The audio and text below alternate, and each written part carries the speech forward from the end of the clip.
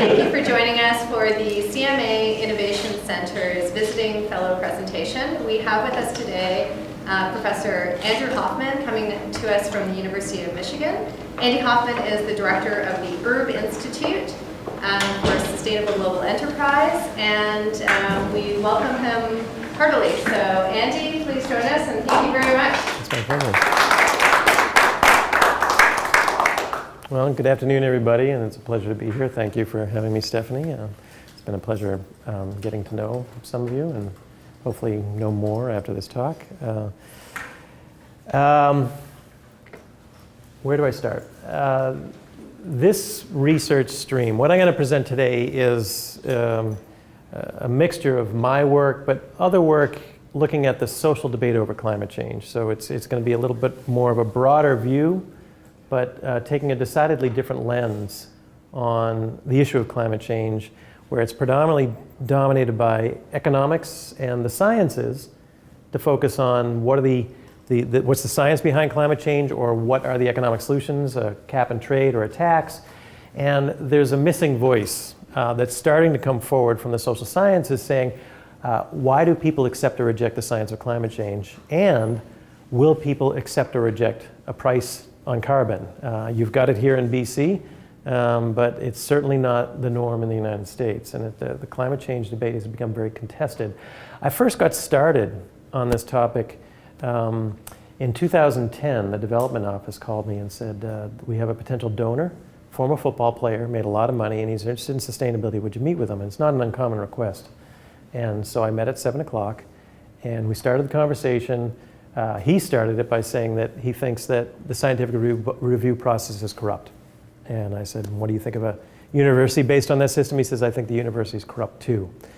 And he went on to say that he thought that climate change was a hoax, and we started talking about sunspots and solar flares and working around that. And then he asked me, turned to me, and he said, now why do you hate capitalism? Why do you want to destroy the economy by teaching environmental issues in a business school? And we went around with that for a while, and then he said, now, do you know why Earth Day is on the day it's on? And I said, no. And he said, that's Karl Marx's birthday. Now, it actually is Lenin's birthday. He's got his communists mixed up. But at that point, I turned to the development officer and I said, what's our agenda here this morning? And this potential donor, who is rapidly vanishing as a potential donor, jumped in and said, I want to buy you a ticket to the Heartland Conference, which is the #1 climate skeptics conference in the country. I politely declined, ended the meeting, and spent the rest of the day stewing about this. But the more I thought about it, the more I talked to colleagues, the more I became fascinated. He had a coherent, consistent worldview.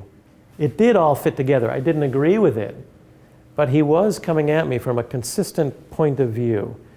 And it was very different from my own. And that got me to start thinking about, how do I look at this issue of climate change from a cultural lens? How do I understand the different ways of viewing this? And there's a growing body of literature in this area that's really fascinating, and a lot of sociologists, psychologists, anthropologists coming forward to try and understand how people process complex information like this, like climate change. So let me give you a sense of how I approach it, and then we can open up for discussion.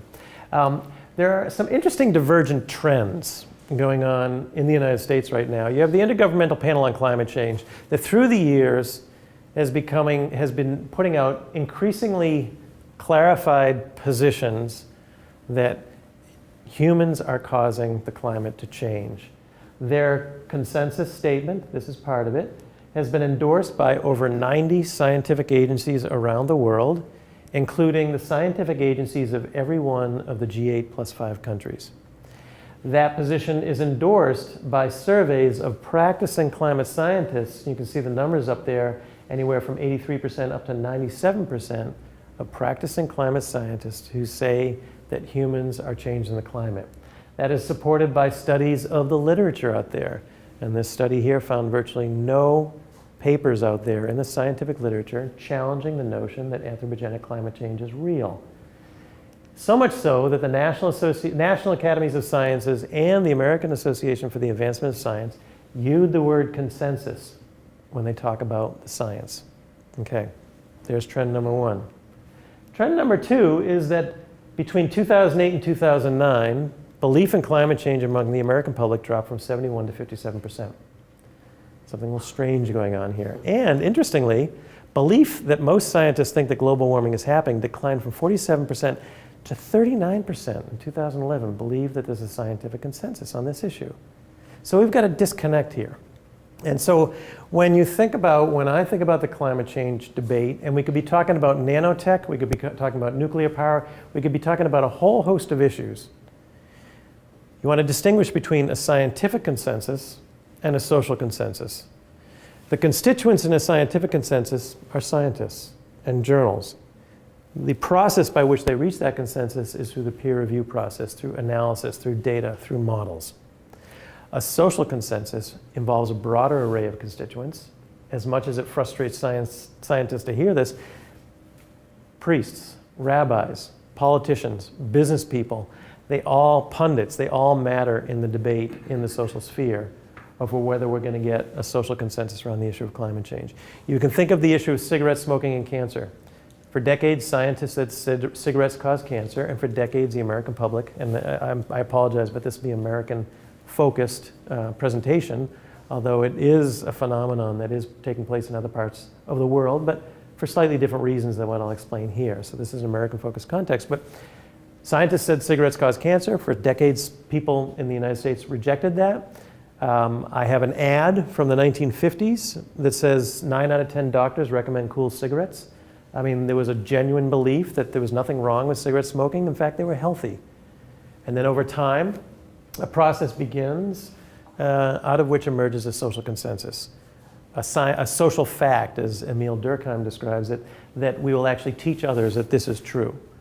And I think people can choose to smoke today, but they know very well that they're doing something bad to their body. And they will be told that by others. They will be told that by their friends and their parents. People will actually point that to others. On climate change, we have the scientific consensus. We do not have a social consensus yet. And so it's really interesting to try and understand what are the processes, what is going on in the social debate. And this is something that sociology, psychology, anthropology have a lot to offer. And it's really important for them, I think, to start to jump into the debate, and that's starting to happen.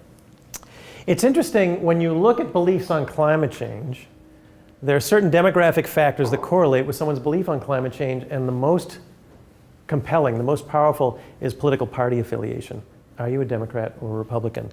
And in fact, a nice study by Aaron McCreight and Riley Dunlap shows over 10 years, the top graph, the blue is liberal, the red is conservative. The bottom graph, the blue is Democrat, the red is Republican.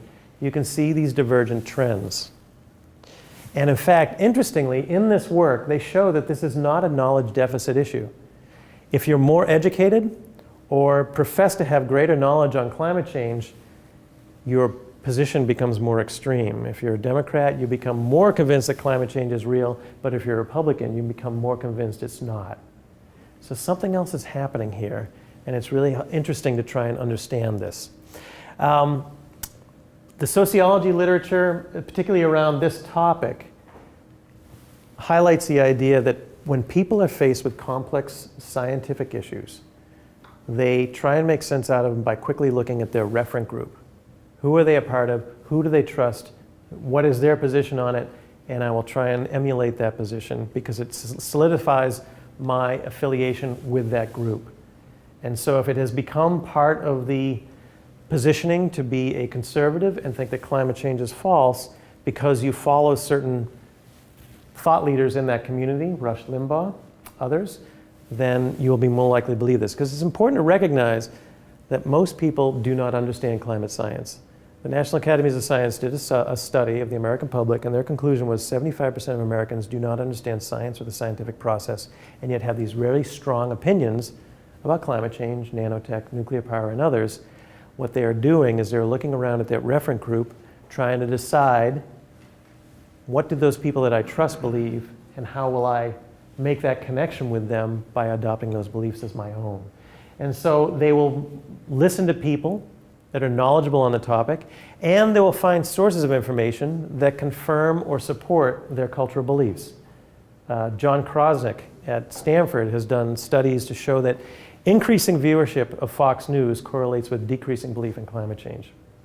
He hasn't done the correlate study, but I'm willing to bet that it's true that increasing listenership to National Public Radio would correlate with increasing belief in climate change. People find their information from certain sources in a way that support their belief system and lead them to reinforcing the conclusion that they started with in the first place.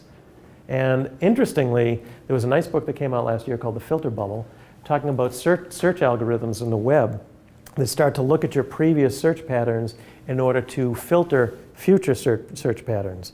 Match.com, actually the New York Wall Street Journal had an article on this 2 years ago, that they have an algorithm now. They'll watch your viewing patterns. You may say you want this in a potential mate, but they'll look at who you click on and they'll change the algorithm based on what you look at, not what you say you want. And if Google starts to do this, if others start to do this, so that Stephanie goes on the web and only looks at things saying that climate change is a hoax, and I go on saying it's the greatest calamity ever faced human beings, the filter will start to filter more information to her to confirm her position, and will filter more information to me to fit my position, which is an interesting development. An important point here is that if people start to connect their position on climate change to their cultural identity, to their referent group, then once their minds are made up, hitting them with more data only gets them to dig their heels in even harder. And so if you don't understand the cultural dimensions of this debate, and scientists are not really engaging on that level. That, you know, scientists, I know a lot of climate scientists, and they look at this argument and they say, no, this is the truth, and we just got to keep presenting the truth, and they'll finally be won over. And it's like, that's not the way this is going to work. You're really going to have to understand what is being triggered when you say the word climate change, and what are the values at play. So, if it is about culture, a first important point is that climate change, the reduction of greenhouse gas emissions, the reduction of CO2 in particular, this is not a pollution issue. CO2 is part of the existing biological, social, and economic reality. I am exhaling CO2 right now. Plants outside are absorbing it. Increasing CO2 correlates with a better standard of living. The economy goes up when you increase CO2 because you're making more energy, you're making more use out of it. It's actually a desirable thing. And so when proponents of action on climate change say that this is pollution, when the Supreme Court says that the EPA can regulate CO2 as a pollutant, while that may be legally correct, there are a lot of people who will stop and say, that's not working for me, because it is not a pollutant. It is part of the natural system. And if it is not a pollution issue, what is it? Well, it is an existential challenge to our cultural worldviews. The central question around climate change is this: do you believe that we as a species have grown to such numbers and our technology to such power that we can alter the global climate? If you answer that question yes, you're changing the world order that you have in your head of how we see things. So for example, we are now looking at something that used to be a benign compound, CO2, now as a hazard. Not in an absolute sense, but in a relative sense. In an imbalanced proportion, 350, 360, 400 parts per million, we start to have a problem. We need to get our heads around that on the global scale. It also offers a challenge to existing global ethics. If climate change is real, my mowing my lawn in Ann Arbor has import for the poor people of Bangladesh, if you believe climate change is real. Are people ready for that kind of an ethical code? No, not yet. If you say that we are of such power that we can alter the global climate, for a lot of people, you're subverting the moral order. And for a lot of people, that is actually displacing God and divine providence as being in charge of what's going on out in the air, in the environment. You can start to see what is starting to get people agitated over the issue of climate change. You're really challenging the way they view the world as they know it. And you can keep on going. How do we deal with climate change? An intrusive government program, a carbon tax. Do we do it on a global scale? Yes. Who will be that global agency? The UN? Are we leading towards a one world government? You can start to see the hot button issues that come up culturally around the issue of climate change. And so that's what's at play here. And so there are numerous studies, some of my own, some of others, try to look at what are the values that are triggered, that are threatened by the issue of climate change. And I want to walk through those right now. The obstacles to a social consensus on climate change, number one, is distrust of the political ideology of climate proponents. And this is a paper I did for Strategic Organization. One of my doctoral students did accept the invitation to go to the Heartland Conference. She was escorted around by this potential donor who actually totally reneged on a donation.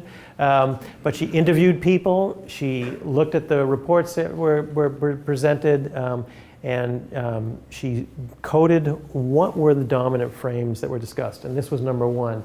And you can see some of the language that was used. AGW believers, anthropocenic global warming believers, they hate people, they hate the Western economy.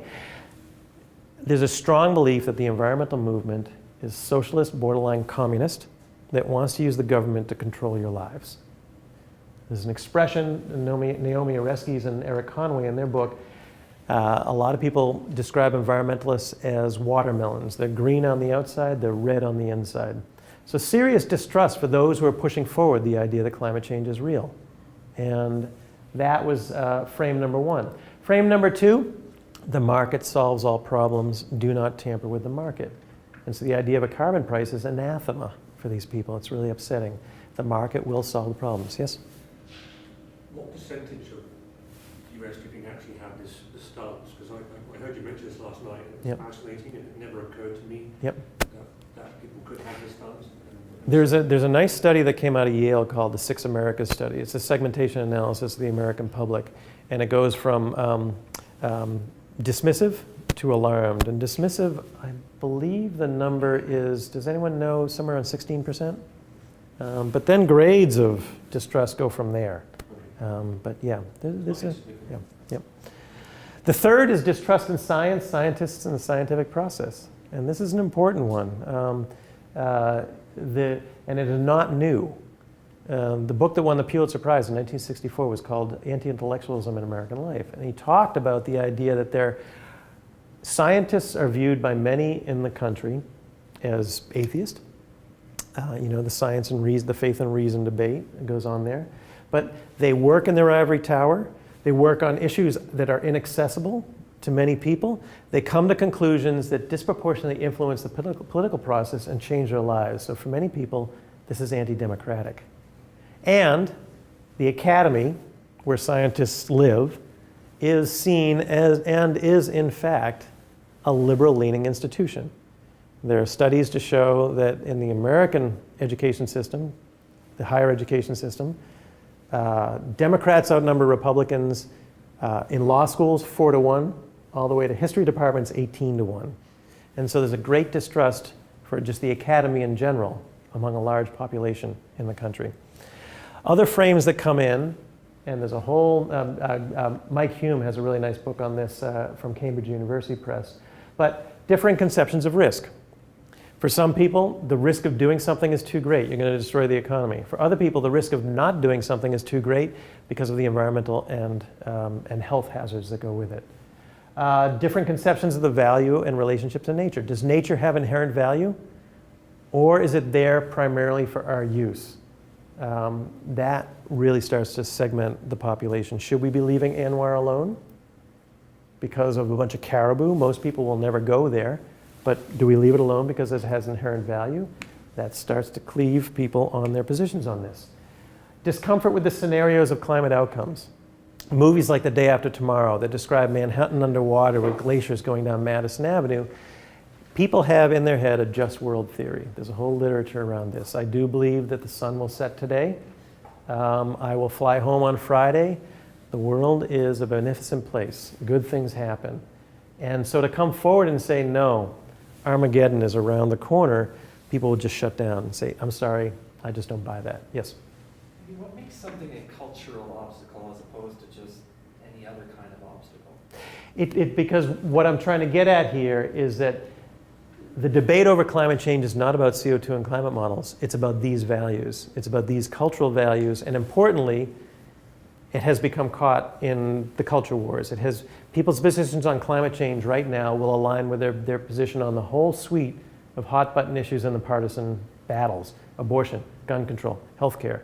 If you've been watching the presidential debates, or the primaries for that matter, climate change is not an issue that Republicans will bring forward, and it's an issue that Democrats are afraid of. Why? Because it's a toxic word in Washington right now, because it is so embedded within these deeper value clashes. And so science has become highly politicized in this space. And a lot of scientists are caught flat-footed. They're really not understanding how to deal with this. They don't understand that, why aren't people accepting what's coming out of the scientific establishment?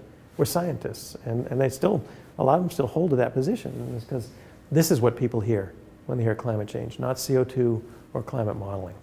So that's what I'm trying to focus on, is what gets people to reject the conclusions of the scientific establishment. It's, I don't trust environmentalists. I don't trust Al Gore. I don't trust, I think that the economic risks are too great. I think the market will solve all problems. You can walk through these. This is the level of the conversation. Okay? Going back to number 6, there's a nice book that David, why am I forgetting his name? Anyway, at Oxford, on climate change, David King. And he has 2 appendices in the back. And one is, this is what climate skeptics are saying, and this is why they're wrong. And he walks through it. And the other one is, this is what climate alarmists are saying, and this is why they're wrong. And he describes it as climate porn. It's extreme, it's titillating, it's meant to excite, it's totally false. But importantly, it shuts people down from accepting the notion that climate change is real. Concerns about the role of government. That's a big debate in the country right now. Get government out of the market, get government out of my lives. And if we start to think about a one world government or the UN, that starts to get a lot of people really anxious, really upset. Or differing values and the notion of ethics and morality. Is there a religious element to this? There's a heated debate, within the Christian evangelical community over whether there should be attention to climate change among evangelicals, and it's actually cost some people their careers. Richard Cizik used to be the vice president of the National Association of Evangelicals, pushing them to focus on the issue of climate change, and he has been escorted out. Really controversial area. And so this is what's at play in the debate over climate change. These kinds of values. If you go home for Christmas dinner and you have that uncle or aunt who's going to look you dead in the eye and say climate change is a hoax, you can come back with data, or you can try and understand what kind of values are at play for their position and how can you reason through those values. So if this is what's at play in the debate, where do we go from here? Let me offer you 3 scenarios, a preferred scenario, and some solutions or some ways to approach it from that lens. The first way we can go is the optimistic path, and that is that people don't have to change their beliefs at all. How do you do that? You develop some killer technology tomorrow, fusion in a glass, some way that allows us to reduce our greenhouse gas emissions without people changing their behavior or their worldviews. And that is the track we're kind of hoping for. Let's invest in renewable energy, green buildings. That will be the solution. And that's the optimistic outcome. If we did have fusion in a glass tomorrow, energy too cheap to meter, I'm willing to bet that the day after we can do a survey, do you believe that anthropogenic climate change is real? And most people will say yes, because the solution is easy. It doesn't require a change. It doesn't challenge my worldview. Now that's the optimistic path. The pessimistic path is that people fight to protect their worldviews and their values. And it becomes what I call a logic schism, where people only look for information that supports their position, disconfirms the other. They are, in fact, even talking about 2 different issues, even demonize or try and hurt those who disagree with their position. So you can think about the abortion debate. 2 different issues, life and choice. People only look for information that confirms their position, disconfirms the other, and even goes so far as to hurt, even kill each other. If you don't think the climate change debate is going in that direction, think again.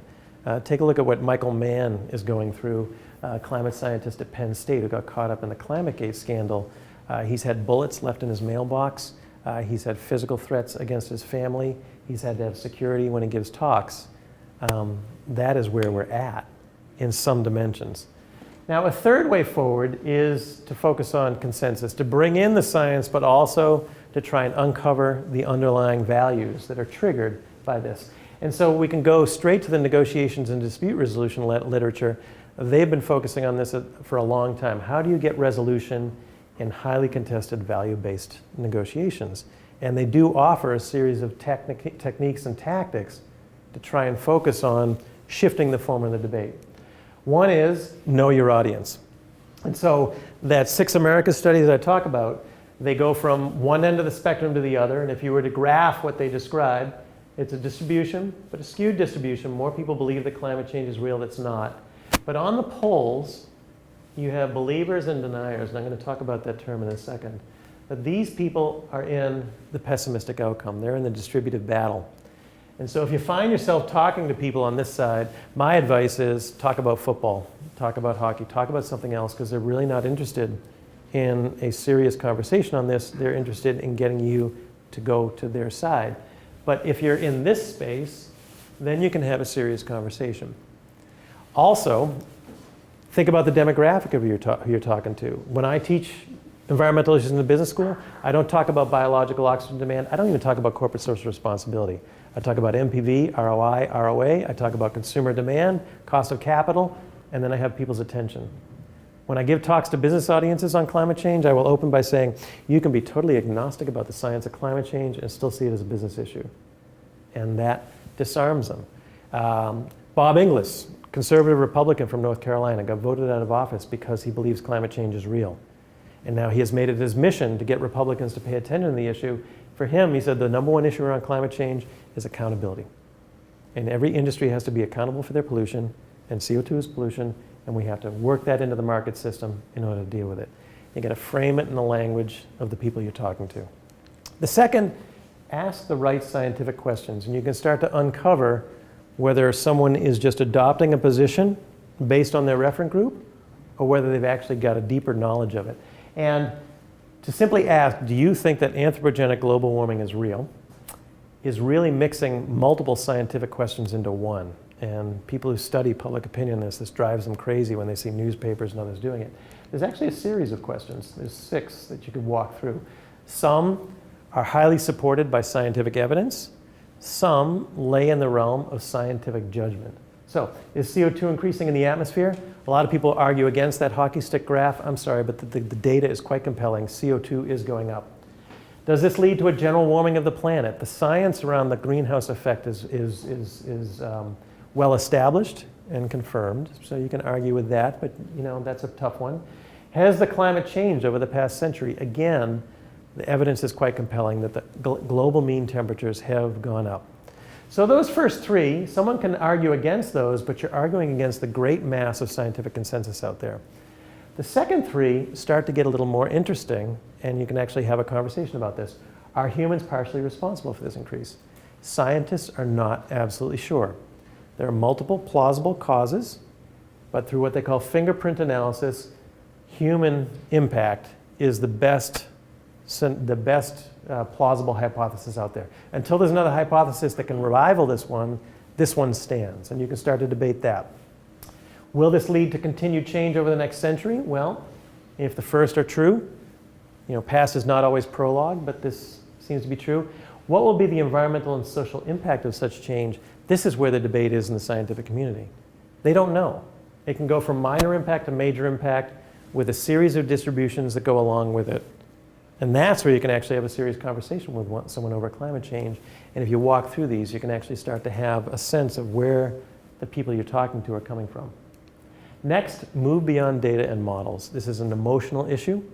And people, typically when faced with complex issues, their emotions kick in first, and then their reasoning kicks in second. And so they'll form an opinion, and then they'll start to find information to support it. So if you start to understand that, now you can take it to the next level. Focus on broker frames. Are there ways to frame climate change in a way that is more palatable, that can bridge between the two communities? So one that is, Stephen Chu has talked about climate change and the response from countries like China and Germany. He calls it our Sputnik moment. He's saying if we aren't paying attention to this, we will lose our technological edge. He's invoking a national security frame, a technology prominence frame. There's a group of Army generals that came up with a report they called climate change a threat multiplier. If it creates water shortages in different regions around the country, the American military is going to have to go in and support those regimes. This is an issue of national security. Thomas Friedman's been saying, if we don't develop the technologies ourselves, we're going to be buying it from other countries. Economic competitiveness. The Catholic Church has said climate change is an issue of social equity. All these different frames work. There's some interesting work now that just came out about 2 months ago. Ed Maybach at George Mason University found that the public health frame seems to be the most compelling to a broader audience, and that gets people attention. Or Jay Gullidge at the Pew Center has been doing a lot of work saying, let's start talking about risk, because people understand risk. They understand low probability, high consequence events. They have fire insurance on their home. The odds of it burning down are low. The implications are huge. I can't afford that hit. So you may say that I think the consequences of climate change are going to be low, but what happens if you're wrong? You take out insurance. What's insurance? You start to develop, invest in technology and behavior change, and you can start to go. So focus on broker frames. Recognize the power of language. This is a really powerful one.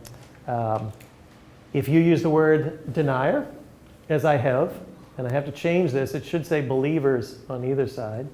But if you use the word climate denier, you may find someone getting very angry very quickly, because a lot of people hear that as a veiled reference to Holocaust denier.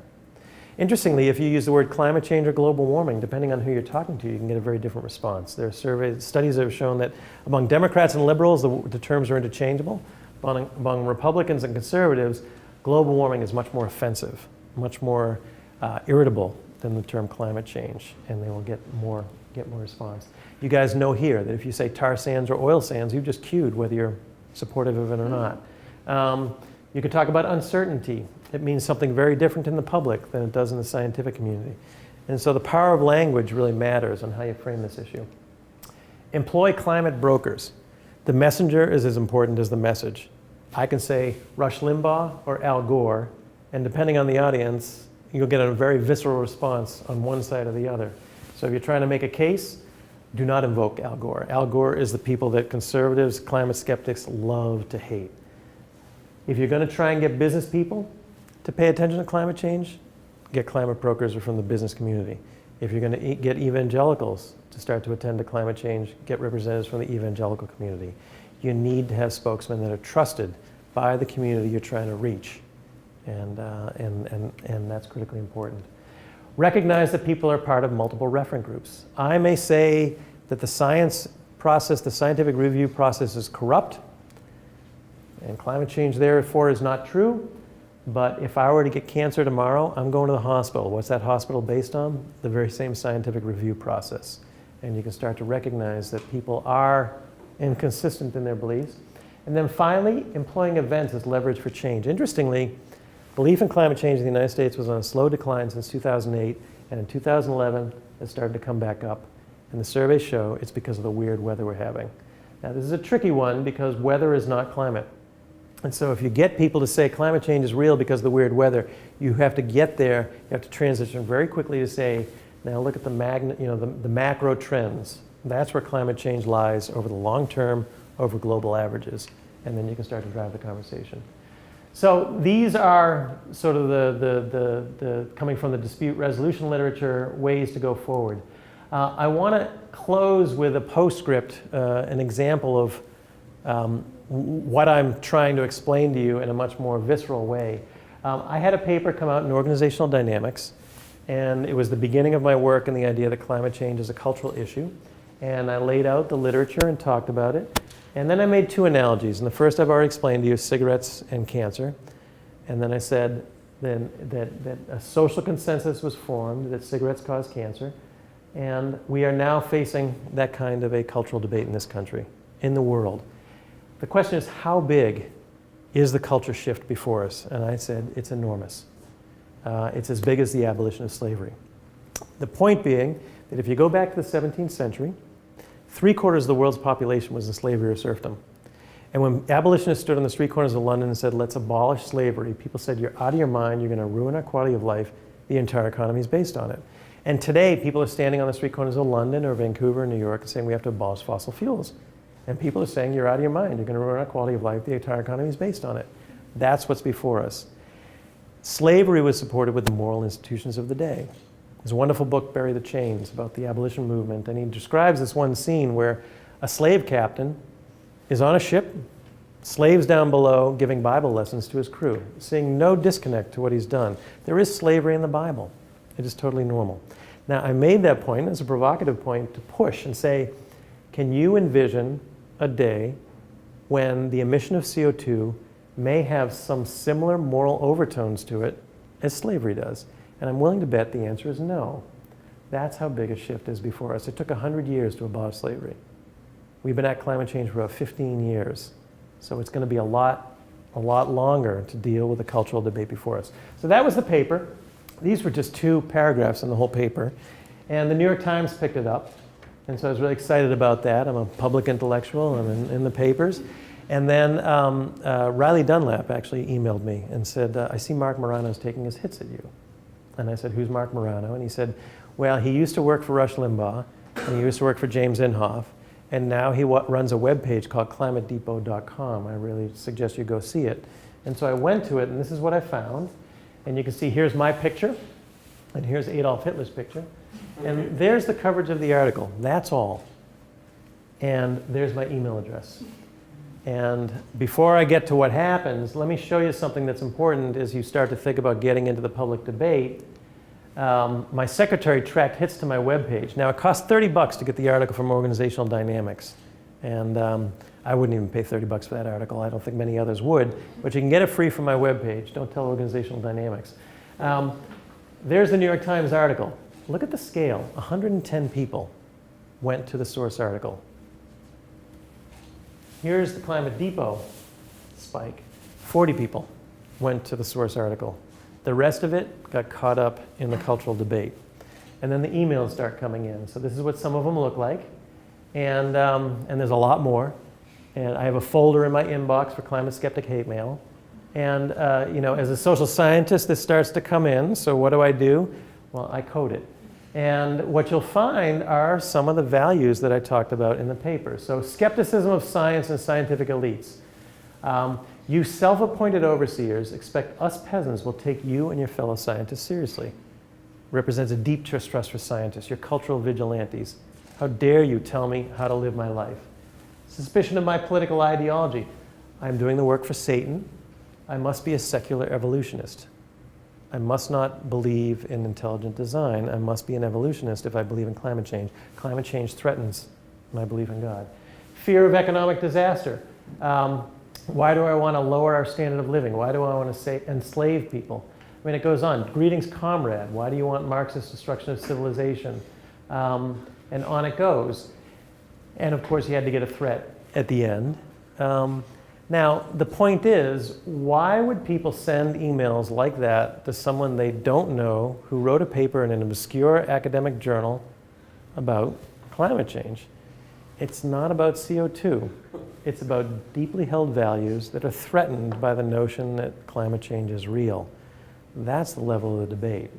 And that's what sociology, psychology, anthropology can offer to try and help us through this and try and understand it. And we could be talking about climate change. We could be talking about nuclear power, GMOs, nanotech. All these issues get caught up in social debate. So there's my talk. Thank you very much.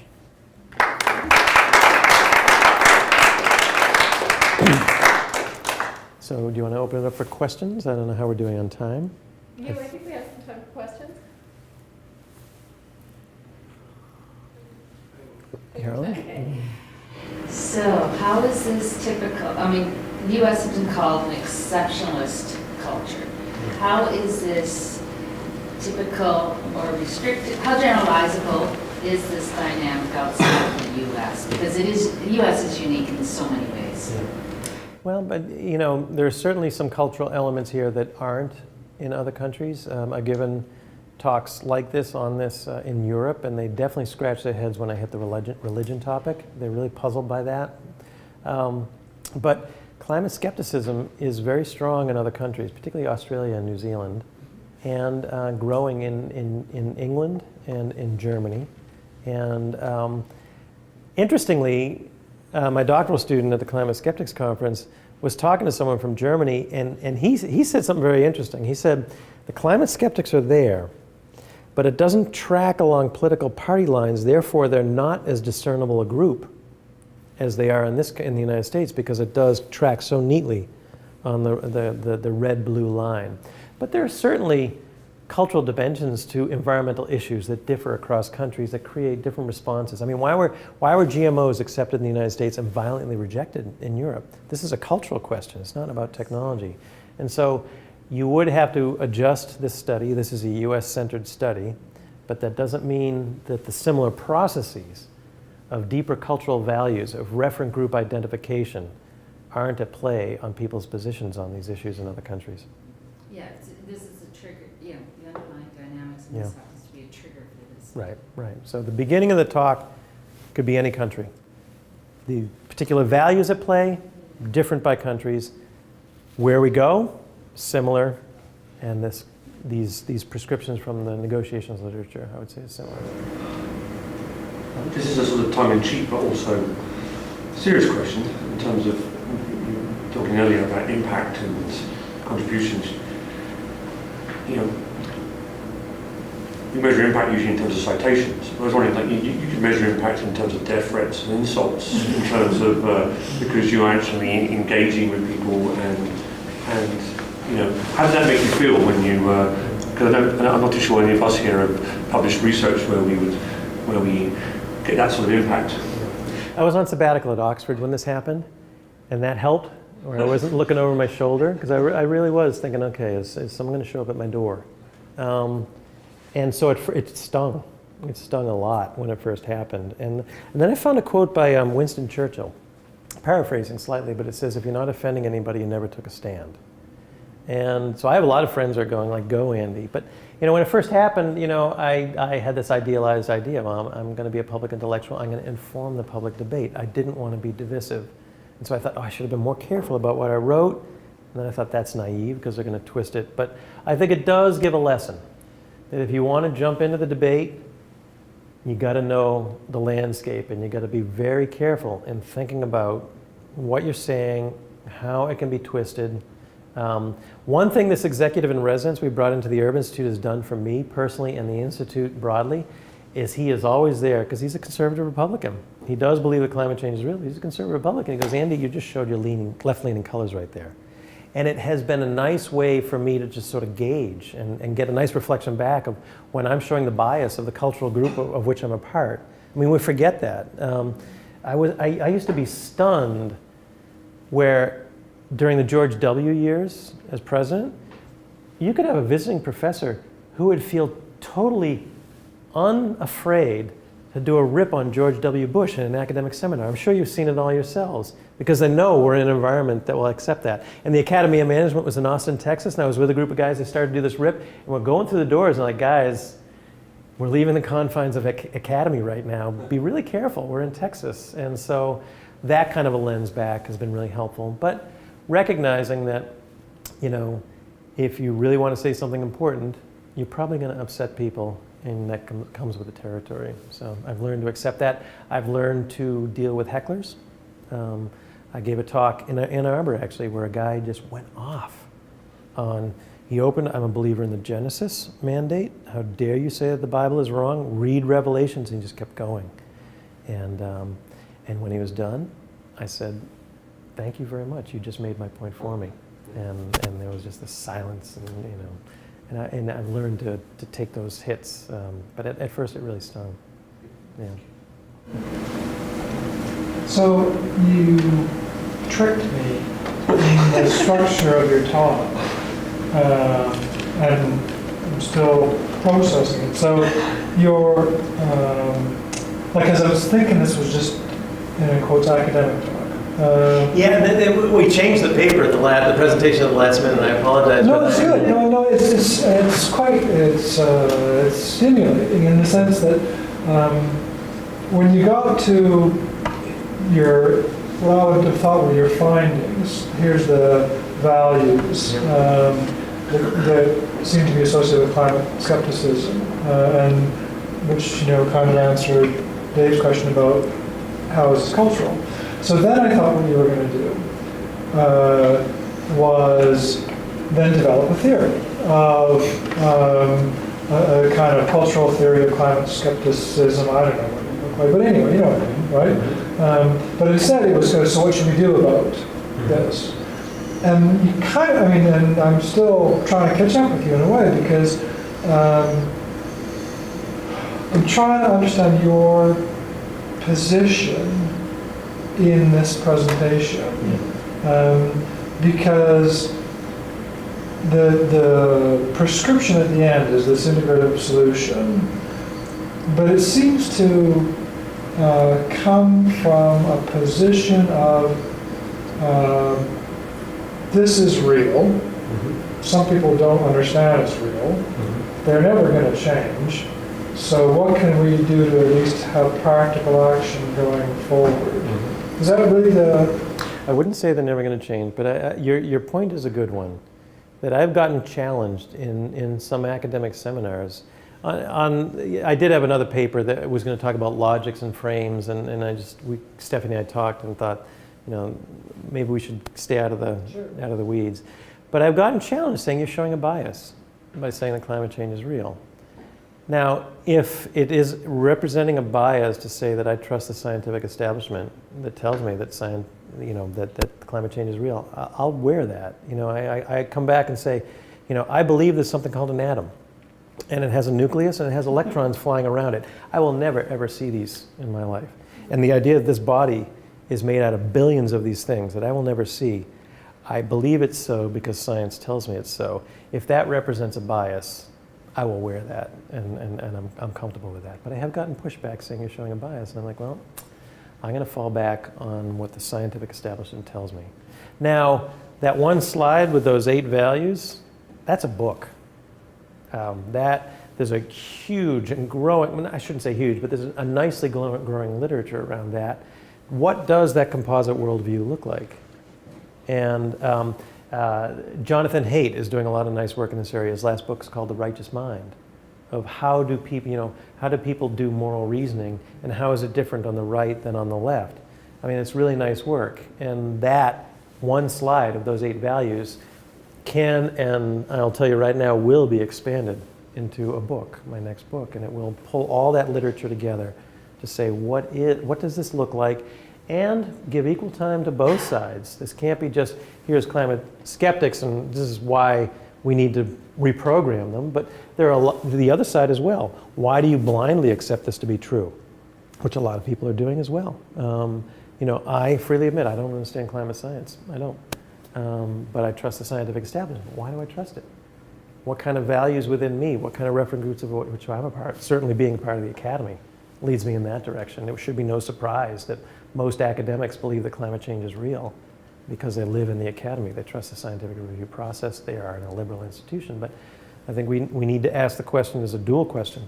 Why do people accept or reject the scientific conclusions that climate change is real? And so I'm with you on that. Yes?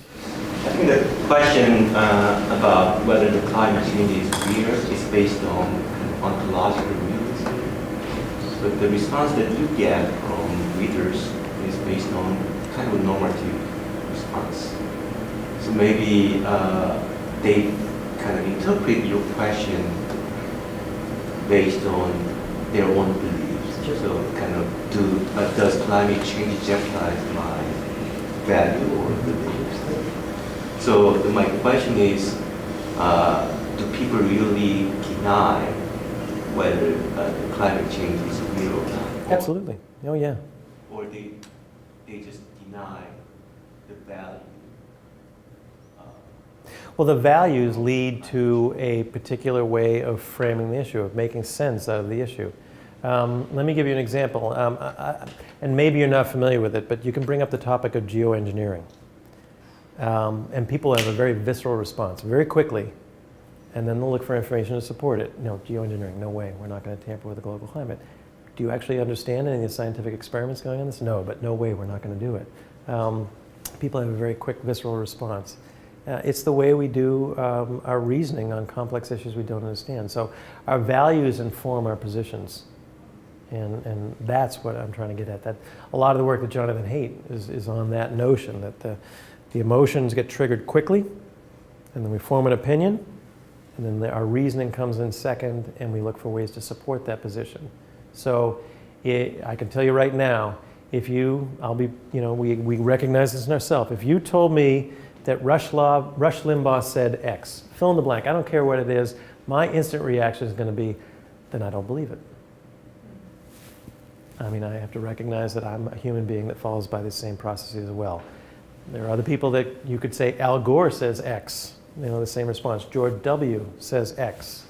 and people have a similar response. Scientists say X. Those are the same people that told us that intelligent design was not true. Why should we believe them on this one as well? This is what's at play here. These beliefs are so powerful that I see this in Android and Apple users. I know this is different, but they're communities with really, really strong beliefs, and they believe everything that Apple does is wonderful and beautiful, and they do everything that Google does is wonderful, everything that the other one does is evil in terms of doing things, and the same sort of values are in the sort of profiles of companies and their communities and their followers. And a lot of this is the cultural dimension, but there's a lot of psychological literature that if you're more inclined towards communitarian beliefs and the idea that regulation is necessary, that unbridled self-interest is actually quite loathsome, you're on one end, climate change is more palatable. If you believe in individualism, believe the idea that government is an intrusion in the market, climate change is a little more difficult to accept. If you're a libertarian, it's extremely difficult to accept because what you're asking people to do is make some kind of an adjustment on the global level for the benefit of all, and that is quite difficult for libertarians. So is it the rejection of the idea or the rejection of the assumed solutions? Yeah, that's a great question. Deal with it. Yeah, so they're taking one step further. I don't like how we're going to solve this problem, so I'll reject the problem. Yeah, that's a very good point, and it's both. Both are at play. But if the solution is unpalatable, then the problem is ill-defined. Carl Weick does a lot of work talking about the idea that until you actually develop a vocabulary and a way forward. One of the big problems with a lot of the climate change arguments out there is it doesn't offer you a solution.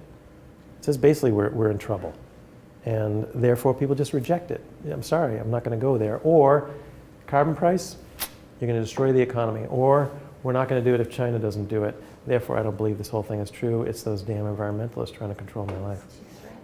Sorry? It's too threatening, and there's some who just the prospect that of death, the mortality issue. There's so much, I don't even, I don't want to even go there. I don't want to think about it, so I'll avoid it completely and say it does not exist. And that's a survival mechanism. Yeah, and there is a lot of psychological literature in that area as well. The climate change message is about doom, about death, and then just shut down. Well, it is. So I teach this. I have to try and make a joke about this is pretty depressing stuff, and then try to find someplace else to go shortly after. Right. Yes? Have you done any looking at what and when I hear you use values, I presume you're using that in terms of how my kind of underlying assumptions manifest in my action and behavior in the world. So has there been any scholarship, or is that still an area that needs some work in looking at what some of maybe the underlying assumptions are of some of these values? You know what I mean? And then, of course, I'm sure there are different value profiles for believers and deniers. That aside, but has there been any work looking at, are there any assumptions that are similar between deniers and believers and on a more fundamental level? I'm just curious. Yeah, you can talk about, cultural values, individual values, the literature is quite rich. But, in negotiations, often you talk about appealing to superordinate values, superordinate goals.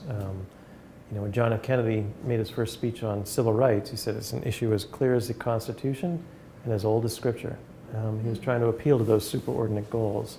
And so I think a lot of these broker frames are designed to do that. Right, and that's what I was going with, because I think that would have obviously a very rich impact on the type of broker frames that we use for different audiences if you had a little bit fundamental underlying assumptions. Yeah. I have an antique car. It has an old vacuum tube radio. It only gets AM radios and radio stations. I've learned that AM radio is the haven for ultra-conservative talk shows. Yeah, and I was listening once, and this guy said, look, I don't believe any of that climate change stuff, but we got to get off foreign oil, so let's just do it. Now, you got to be careful about the broker frame, because, okay, let's get off foreign oil. Let's start drilling in the Gulf of Mexico, and let's start fracking. Let's get that pipeline, getting the oil sands going, so you got to be careful about the broker frame. But that's the idea, is trying to bridge, to broker. Yes? Actually, a similar reaction to Tom's and trying to make sense of it. I'm trying to think through it, maybe tell me if I'm getting this right or not, because I'm not seeing this as that there is a cultural value out there about climate change. The way I'm thinking about it is that beliefs about climate change seem to be embedded in these networks of cultural values, right? And that it's the other cultural values of the deniers or the acceptors. It's those values that are in conflict, right? It's that if I believe in climate change, I also believe in more expanded role for governments, and so, and abortion and so on and so forth. And the same on the other side. So I'm not seeing it as much as the climate change as a contest of culture specifically. It's the other things that are connected to the belief about climate change that are compatible. And that's why I'm not optimistic about a superordinate goal. Right. If you believe in abortion and I don't, right? We don't really have much shared ground there. Right? And a lot of these other things they can't be shared values. But am I...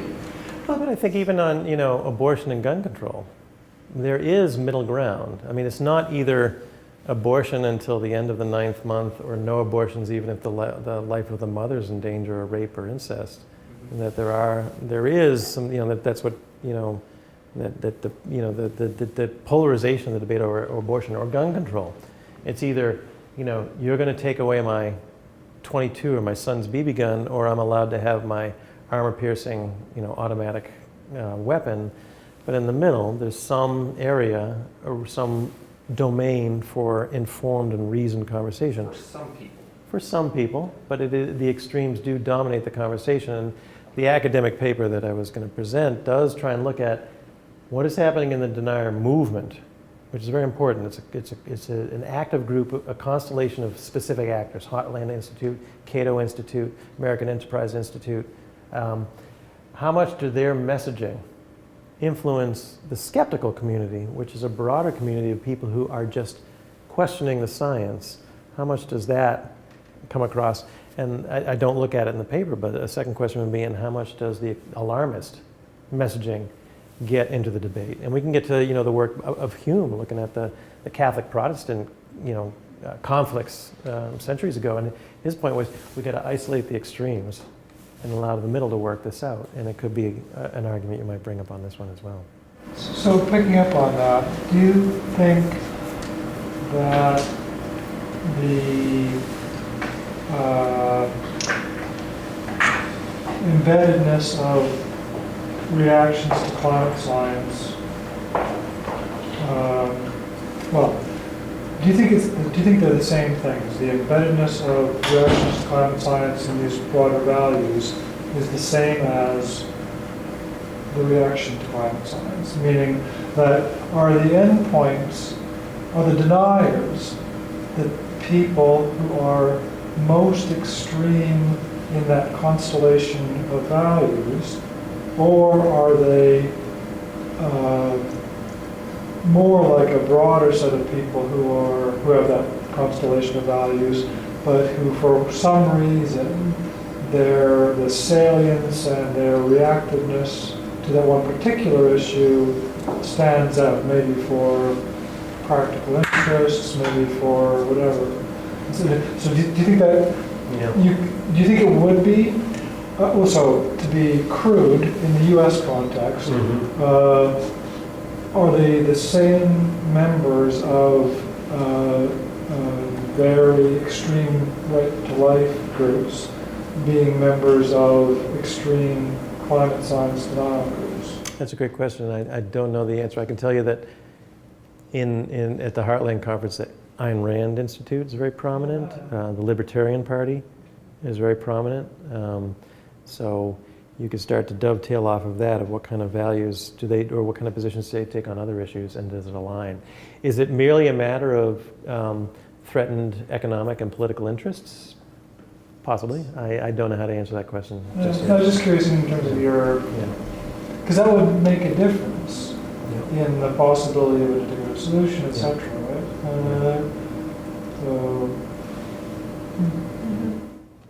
I want to offer our thanks very much for having you. It was a great pleasure to have you here. And let's give a big round of applause for Dr. Hoffman.